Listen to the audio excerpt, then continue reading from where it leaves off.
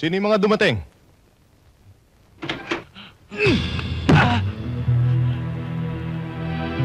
Anong ibig sabihin nito?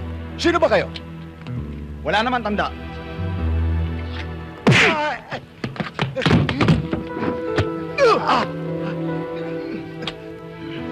Tanda, si Pita ang pakay ko at ang demonyo mong pamangkin. Nasaan sila? Wala sila dito. Hindi ko alam. Wala kang alam, ha? O gusto mong isakay kita sa wheelchair? Kahit anong gawin mo, wala talaga ako alam.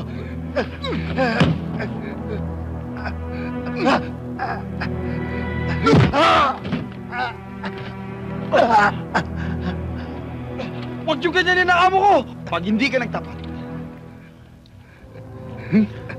gagawin kong bulaloy ang katawan mo. Wala nga akong alam eh.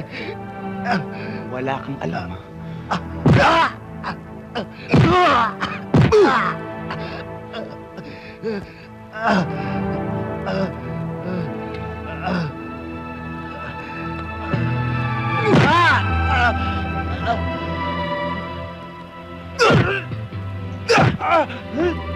Isama sa bulalo yan!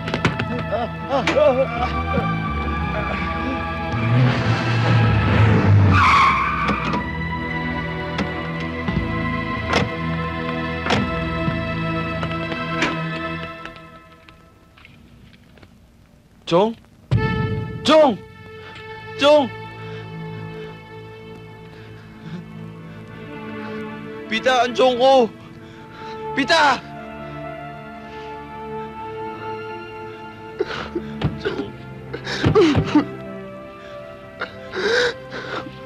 Chong!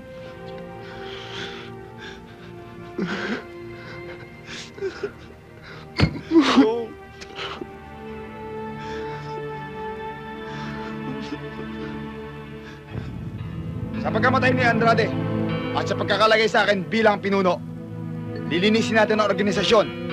Babaguhin natin lahat ng patakaran. Ikaw, Saldo, hawakan mo ang Caloocan. Tayo ang papalit sa grupo ni Bobby. Ikaw, Telmo, sa'yo ang Pasay. Tayo ang maghahari sa 4 na sulok ng Maynila. Ito lang ang saksak nyo sa kokote nyo. Tandaan nyo, ang sino man magkamali, iistopoduhin kong parang aso. Isa lang ang problema natin. Si Pita. Ako! Ako ang magtutumba sa hayop na yan. Hindi. Sa akin siya may utang.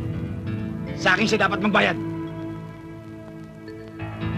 Sa sakit na naramdaman ko, babalatan ko siya ng buhay.